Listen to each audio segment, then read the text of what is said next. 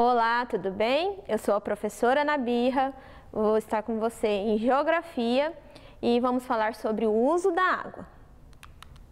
Você sabe qual a importância da água? Você já parou para pensar sobre isso? Se a água é importante? Aquele dia que você esqueceu a torneira ligada ou foi lavar uma calçada e deixou a torneira lá escorrendo, aquela água, você já parou para pensar sobre esse desperdício? Então vamos pensar. Primeiramente, o que é a água? Vamos ao conceito. A água é formada de dois átomos de hidrogênio, H2, e um átomo de oxigênio, O, formando assim a molécula H2O. Mas não se pode esquecer que a água há dois tipos, a água doce e a água salgada. Água doce. A água doce, que recebe a denominação doce, é a água que os seres vivos necessitam para a sua sobrevivência, ou seja, aquela água que a gente bebe todo dia, que toma banho, que rega a plantinha que tem em casa. É um recurso natural que se utiliza de forma inadequada, corre o risco de acabar. Por isso é tão importante o uso responsável e consciente da água, que corresponde a apenas 2,5% da água doce de todo o nosso planeta. Imagina, de 100%, apenas 2,5% que corresponde a essa água doce. A água doce pode ser encontrada em geleiras, neves, águas subterrâneas, solos, rios e lagos. O Brasil é um dos países que possui maior percentual de água doce do planeta, cerca de 12%. Ou seja, você já tem que estar feliz só de estar vivendo no Brasil, porque é um país onde tem maior percentual de água doce, água potável, água que você pode beber. A água salgada. A água salgada corresponde à maior parte da água do planeta. Ou seja, o que mais temos no planeta é água salgada. Recebe este nome por ter o sabor salgado e não é apropriada para o consumo dos seres vivos. Você que está aí na sua casa agora, se você quiser ver mais ou menos como que é essa água salgada, pega um pouco de água dentro de um copo, não enche muito não, coloca na metade, coloca uma colher de sal, mexe e tenta tomar. Não vai ser legal, por isso ela é imprópria para o consumo humano.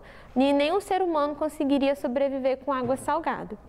Existem estudos e técnicas para dessalinização da água, para que possa ser utilizado em fins de produção de alimentos, entre outros. Então já está tendo um estudo para tirar o sal dessa água para ser usado em outros recursos, que é aquela palavrinha difícil ali, dessalinização. Aqui a professora trouxe um gráfico para vocês sobre água doce e água salgada para vocês terem uma visão melhor. Ou seja, olha lá, o planeta Terra, aí tem a gotinha maior, 97,5%, que é da água salgada que existe no nosso planeta. E apenas 2,5% da água doce, que é o gelo, que ainda desses 2,5% tem uma parte que é gelo, não é toda a água que está nos rios, as águas que nós utilizamos. Olha lá, ó, 60 desses 2,5%, numa escala assim de 100%, 68,9% é gelo e calotas polares e 31,10% é de água doce líquida. Aí desses 31%, se nós colocássemos numa escala de 100, 96% é de água subterrânea e apenas 4% é de água superficial. Subterrânea que está abaixo da terra e superficial que está nos nossos rios, lagos, né, que a gente está utilizando. Então, para vocês verem, a água é um recurso que às vezes fala, nossa, mas tem tanta água. Não tem. Tem água, mas água que não é boa para o consumo. Por isso, nós devemos usar de forma consciente essa água. A água é um recurso natural abundante e essencial para a existência da vida na Terra. Nosso planeta é constituído por uma extensa massa de água, correspondendo ao que conhecemos como hidrosfera.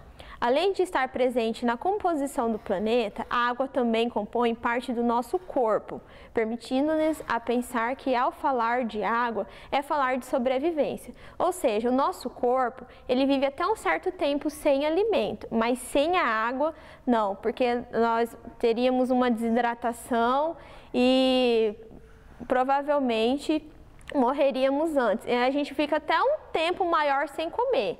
Eu não sei ao certo o tempo agora, mas a gente fica mais tempo sem comer do que sem a água. A água é utilizada em atividades essenciais ao ser humano, como a produção agrícola, né, que é lá do setor primário, dentre outros. A água é o solvente universal. A água, ela dissolve tudo. Você dissolve o sal na água, você dissolve... que mais? Você vai usar uma tinta para pintar. Você pode jogar uma água que dissolve, então ele é o solvente universal, que é de várias coisas.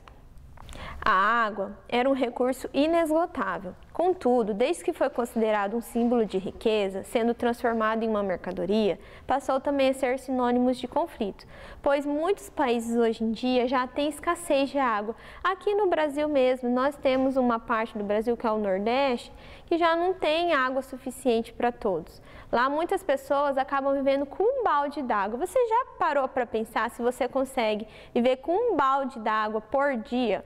Ou seja, essa água você vai usar para tomar banho, para você beber, para fazer comida, para fazer o que você tiver que fazer, mas será apenas um balde d'água. Você já parou para pensar se você conseguiria viver assim?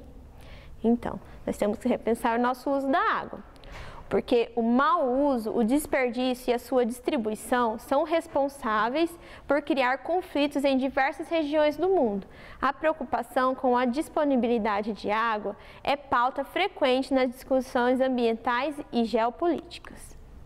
Utilização da água. A atividade que mais consome água no mundo é a agricultura, sendo a Organização das Nações Unidas para a Alimentação e Agricultura, FAO. A quase 70% do consumo de água é voltado ao setor agrícola.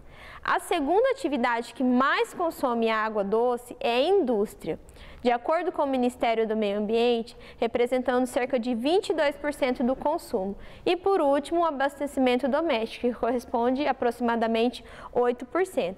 Então, assim, é pouco. O consumo doméstico é pouco, mas se usar de forma consciente, nós podemos render ainda mais essa água para as futuras gerações. Uso da água. Trouxe aqui para vocês agora um gráfico para exemplificar melhor para vocês. A água é um recurso natural renovável, ou seja, que se renova na natureza através das nascentes, né? O uso da água, ó, 70% agrícola, que é a maior parte, 22% indústria, e 8% consumo doméstico. Olha lá, aqui eu trouxe outros exemplos para vocês verem do uso agrícola. Ele molhando a plantação, aí na indústria ele lavando aquela batata que recolheu, ou ele vai lavar um outro produto que ele precisa, ou até para dissolver algum produto. E o uso doméstico, a moça lá está lavando um prato ou para tomar banho, coisas do dia a dia que nós fazemos. Aqui um outro gráfico para vocês verem melhor, né, também. A agricultura está aqui, indústria e o uso doméstico. Uso da água na agricultura. A agricultura é a produção de alimentos e criação de animais para o consumo dos seres humanos e dos outros animais. Para as plantas se desenvolverem, precisam de água. Logo, o ciclo da água afeta diretamente nesse setor. Por isso, é importante ter um sistema de armazenamento de água. Na agricultura irrigada, deve-se evitar perdas de água nas tubulações e canais que conduzem a água de fonte até a área ser irrigada.